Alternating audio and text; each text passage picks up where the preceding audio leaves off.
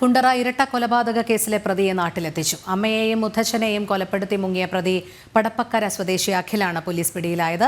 ശ്രീനഗറിൽ നിന്നാണ് പ്രതിയെ പിടികൂടിയത്. 4.5 മാസം നീണ്ട അന്വേഷണത്തിലൊടുവിലാണ് പ്രതിയെ കണ്ടെത്തിയത്. എം മനോജ് ചേരുന്നു. മനോജ്, വിവരങ്ങൾ.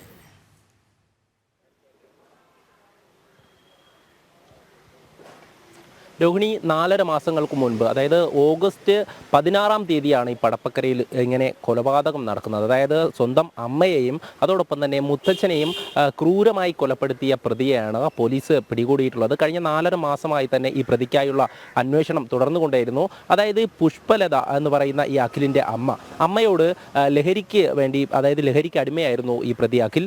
ലഹരിക്ക് വേണ്ടി പണം ചോദിക്കുന്നു, എന്നാൽ അമ്മ അത് കൊടുക്കാൻ തയ്യാറാകുന്നില്ല. തുടർന്ന് അമ്മയെയും വീട്ടിലുണ്ടായിരുന്ന മുത്തച്ഛനെയും കൊലപ്പെടുത്തുകയായിരുന്നു ഈ പ്രതി. തുടർന്ന് ഈ പുഷ്പലതയുടെ മകൾ വീട്ടിലേക്ക് ഫോൺ വിളിച്ചപ്പോൾ ആരും എടുക്കാനില്ലായിരുന്നു. തുടർന്ന് ബന്ധുക്കളാണ് ഇത്തരത്തിൽ ഈ കൊലപാതകം നടത്തി എന്നുള്ള ഒരു വിവരം അറിയുന്നത്. പോലീസ് പ്രതിക്കായുള്ള അന്വേഷണം നടത്തി. അതേസമയം തന്നെ ഈ അഖിൽ കൊലപ്പെടുത്തിയ ശേഷം പുഷ്പലതയുടെ ഫോണുമായി കൊട്ടിയത്തെത്തുന്നു. അവിടെ ഫോൺ വിറ്റ ശേഷം മറ്റ് സ്ഥലങ്ങളിലേക്ക് പോകുകയായിരുന്നു. പോലീസ് ഈ പ്രതിയെ തേടി തന്നെ കുറേ ദിവസമായി അങ്ങനെ ഓരോ സ്ഥലങ്ങളിലും അന്വേഷിച്ച് എത്തുകയായിരുന്നു. എന്നാൽ കണ്ടുപിടിക്കാനായില്ല.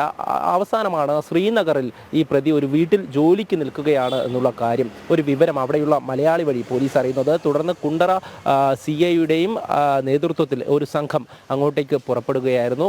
കഴിഞ്ഞ 2 ദിവസങ്ങൾക്ക് മുൻപാണ് ഈ പ്രതിയെ ശ്രീനഗറിൽ നിന്നും പിടികൂടുന്നത്. അതിനുശേഷം ഡൽഹിയിലേക്ക് എത്തിക്കുന്നു. അവിടെ നിന്നും വിമാനമാർഗം ഇങ്ങോട്ടേക്ക് എത്തിക്കുകയായിരുന്നു. എന്തായാലും ശ്രീനഗറിൽ നിന്ന് പ്രതിയെ പിടികൂടി അവിടെയുള്ള സ്റ്റേഷനിൽ എത്തിച്ച് അറസ്റ്റ് രേഖപ്പെടുത്തിയ ശേഷം ഇങ്ങോട്ടേക്ക് എത്തിക്കുകയായിരുന്നു. ഇനി തുടർന്നുള്ള നടപടിക്രമങ്ങൾ വൈദ്യപരിശോധനയ്ക്ക് വിധേയമാക്കിയ ശേഷം കോടതിയിൽ ഹാജരാക്കും. അതിനുശേഷം പോലീസ് കസ്റ്റഡി അപേക്ഷ സമർപ്പിച്ച് കസ്റ്റഡിയിലെടുക്കും. പിന്നീടായിരിക്കും തെളിവെടുപ്പ് കാര്യങ്ങളൊക്കെ നടക്കുക. എന്തായാലും അതിക്രൂരമായി സ്വന്തം അമ്മയെയും മുത്തച്ഛനെയും കൊലപ്പെടുത്തിയ പ്രതിയാണ്. ഒരു കൂസലുമില്ലാതെ, കാരണം ഇന്ന് ആ പ്രതിയെ സ്റ്റേഷനിലേക്ക് എത്തിച്ചപ്പോൾ തന്നെ നമുക്ക് ആ ദൃശ്യങ്ങളിലൊക്കെ കാണാൻ സാധിക്കും. ഒരു കൂസലുമില്ലാതെയാണ് ആ പ്രതി ഇപ്പോൾ പോലീസ് കസ്റ്റഡിയിലുള്ളത്.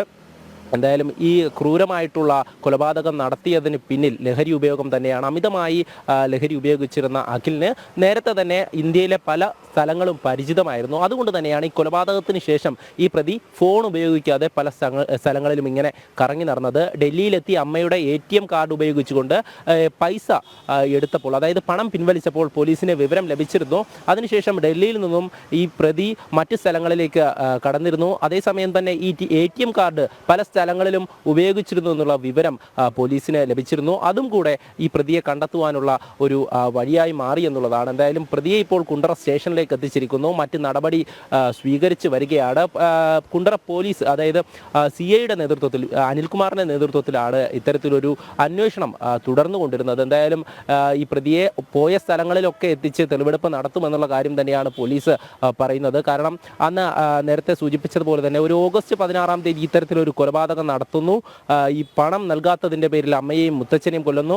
മുത്തച്ഛന് പരിക്കേറ്റ ശേഷം തിരുവനന്തപുരം മെഡിക്കൽ കോളേജ് ആശുപത്രിയിൽ ചികിത്സയിലിരിക്കെയായിരുന്നു മരണം സംഭവിച്ചത്.